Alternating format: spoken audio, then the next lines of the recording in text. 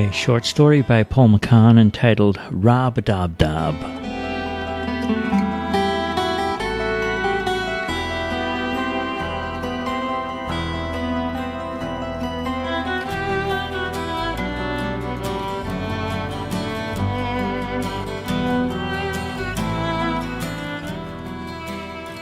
A real pressure cooker is how some people described him. A little terror of a kid he was.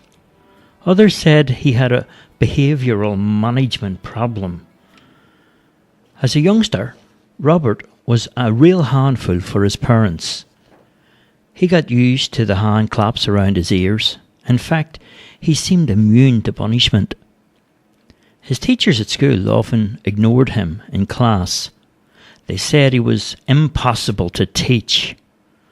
He couldn't read or write well, and by the time he was leaving primary school, Robert had a huge chip on his shoulder. They said he was very well balanced because he had a chip on each shoulder, and he was tagged as a junior delinquent. Robert was told he would have a hard road ahead in life, and they said he would never get a steady job. I suppose no one reached Robert a helping hand in all those years, and so people never really understood him. Although he was considered a hard case, the real truth of it was, Robert just needed some time to develop. Once he started secondary school, Robert's skill in woodwork and metalwork surfaced. Now, instead of being punished more times than anyone else, he was applauded and encouraged. Half of his problem was that he never knew how to apply himself to the academic side of school, but in the practical work, Robert was on top of the class. Basic skills was what he was very, very encouraged to work with at school, and he was able to help some other students who found it hard. And with this new identity, Robert soon found that he was a popular guy. Instant kudos with a new circle of friends. And they called him Rab for short. And he was admired for his abilities.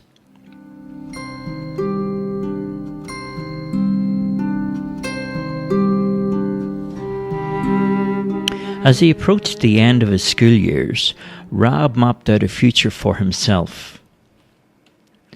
He had an idea that he could probably survive by buying a horse and cart from a traveller, and painted a business sign on it that read Mobile Handyman. So before he could afford a van, Rab drove his horse and cart around the streets looking for odd jobs. He had a big brass bell that he rang so people would know he was coming. In his cart he carried a wide variety of tools and odds and ends. Apart from sharpening scissors and knives, Rab fixed most household things. He heeled shoes and polished copper and brass. He collected old rags and cut hedges. He mowed lawns, did some plumbing, and basically was your all-round do-anything man in the community. He was the local wake-up man as well, who called early and knocked your window in case you slept in for work, and while he was there he would also wash your window if it was needed. Kids loved to hear the bell ring and followed Rab's cart from street to street. Sometimes he would give them a little toy in return for scooping up the horse dung left by the Earl Grey mare. He bagged up the dung and he sold it as fertiliser for roses around the district. In an old shed on the low dock, Rab kept his horse and cart at night. And there in the upstairs of an old terrace house nearby in Sailorstown, Belfast Rab dabbed away at night with his oil paints and his acrylics. Belfast Rab was a gifted man. No one had seen his canvases. Belfast Rab, the unknown masterpieces had lay for years, back to back on the landing where no one had ever seen them.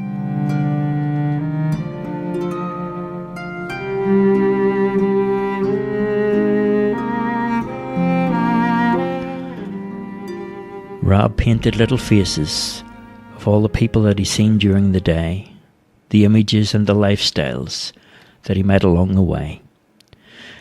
And the images of Belfast City night after night, were just stacked up against the wall. There was a new picture to paint each day and another story to tell. Grounded in between the creative spaces in his subconscious, Rab could vividly recall an expression of someone that he had seen during the day as he went around the city with his horse and cart. And the detail in his artwork was exceptional. It's a wonder teachers never had picked up his gift at school. I suppose no one was there in those early years to see his first sketches on scraps of paper. The fact was, teachers had given up on him too early, and no one was there to encourage him. And now, in the twilight years of his life, Belfast Rab had arrived. His love for art almost cut him off from social life, and being passionate about what he did almost spoke to you through the people in his paintings. Rab found he worked better when he drank wine. It made him unwind a bit and relax, and it gave him the ability to focus better on the three-dimensional aspects of his work. As an artist, he lived a lonely life, and that's a call that not many hear.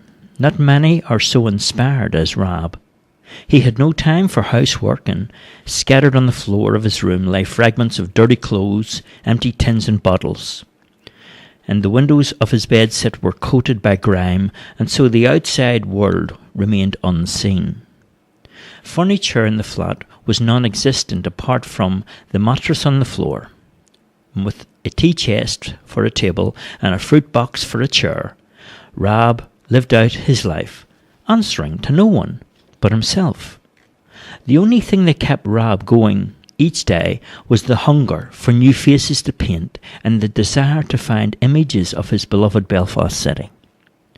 So future portraits pushed him out into the rain and the sleet and the cold to where his horse and his cart waited each day.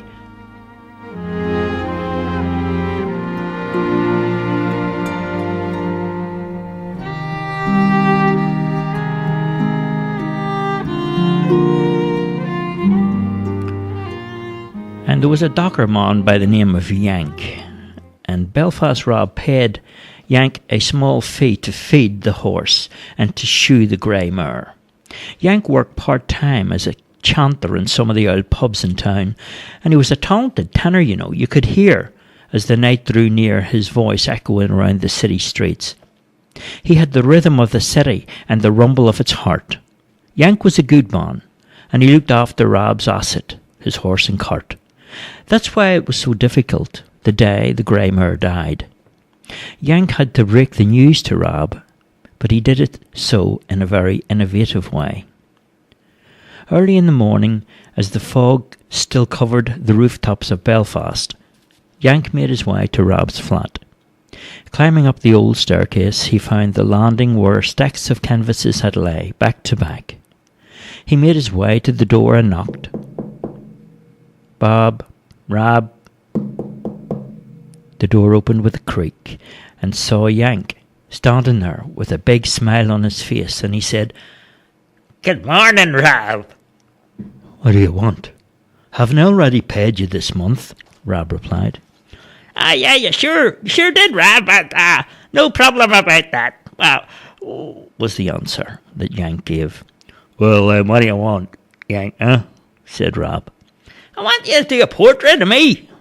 Rab was so overjoyed. He had never been asked to do a portrait of anyone before.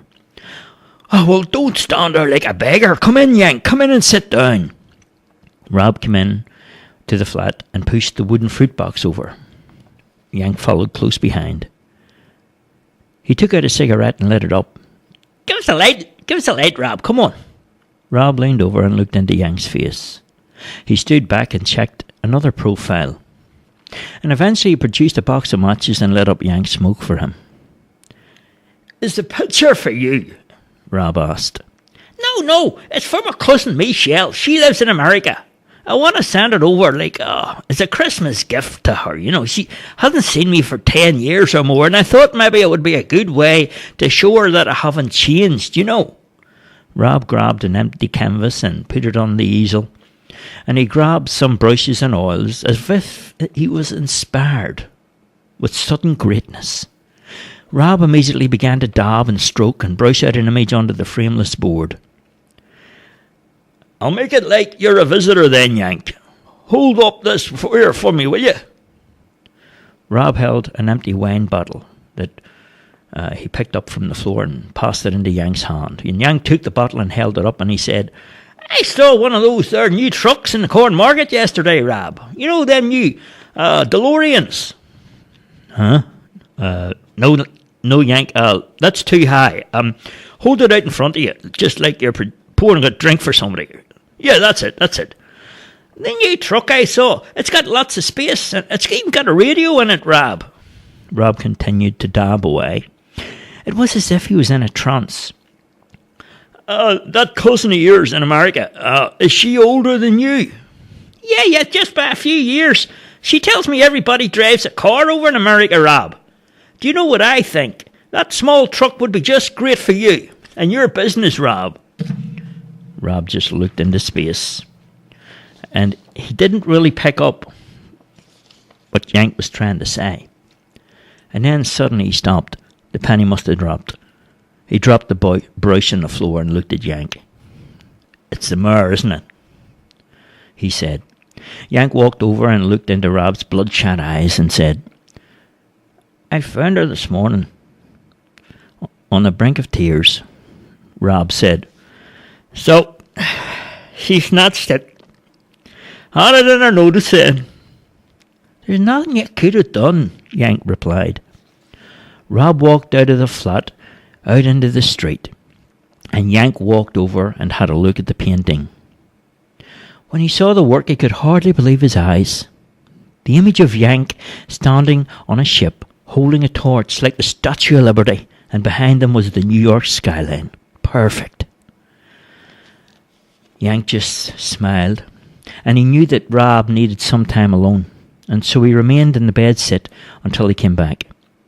But during the time Rab was away, Yank checked out all of the canvases in and outside the flat, and he was so impressed by what he saw that he called in an art dealer, who was so impressed that he called in a few directors of art museums around the city. About a week or so later, when Rab returned, there was a crowd around the flat. Yank was there and immediately handed him a bundle of banknotes. "Rab, this is just a deposit. Just a deposit." "What's going on, Yank?" "I had to tell him about you, Rab. I had to tell him your work's too good to be lying here gathering dust on a filthy old land and undiscovered. Please, let them show you your real talent. Your work needs to be brought around so people can appreciate it, Rab." Rab stood in shock. "You mean somebody likes my paintings?" And Rab was amazed, and Yank started to laugh. "Like your paintings?"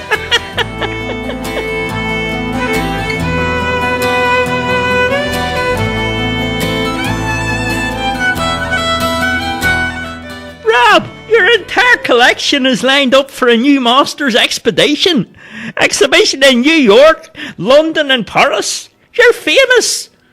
An international art director walked into the room, came over and shook hands with Rab, and promised a viewing in all the major cities in the world. He looked into Rab's eyes and said, "The thing is, you're going to be famous." Now the rest of the story is history. Belfast Rab became one of the world's greatest artists, and in turn, Rab became a very, very wealthy man indeed. Tourists from every corner of the globe these days flock to admire the work. And how ironic that this new genius in the art world had just now been discovered by many, but yet had been overlooked for years, and people regarded him as hopeless, and underachievement was always the tag that was placed on him as a boy. And as a young boy, no one really understood Rab, but now it didn't really matter anymore. He had made it. The end.